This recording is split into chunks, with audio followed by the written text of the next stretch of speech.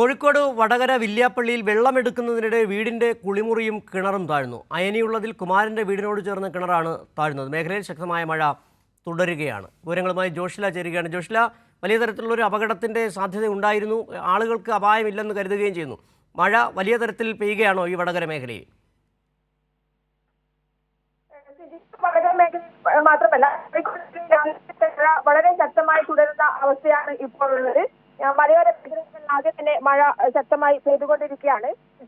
ഇതിനിടയിലാണ് വടകര വില്യാപ്പള്ളിയിൽ കിണർ താഴ്ന്ന സംഭവം ഉണ്ടായത്. അയനിയിൽ കുമാരന്റെ വീടിനോട് ചേർന്ന കിണറാണ് താഴ്ന്നത്. കുളിമുറിയും താഴ്ന്നിട്ടുണ്ട്.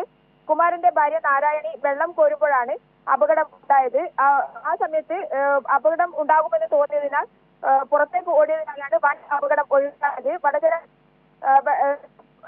അയനിയുള്ളതിന് ശരി, ജോഷിലയാണ് വിവരങ്ങൾ നൽകിയത്. വടകര വല്യാപ്പള്ളിയിൽ വെള്ളം എടുക്കുന്നതിനിടെ കിണറും കുളിമുറിയും ഇടിഞ്ഞു താഴ്ന്നു. അപായമില്ല. വലിയ തരത്തിൽ മഴ പെയ്യുകയാണ് കോഴിക്കോട് ജില്ലയിലുമെന്നാണ് ജോഷില നൽകുന്ന വിവരങ്ങൾ.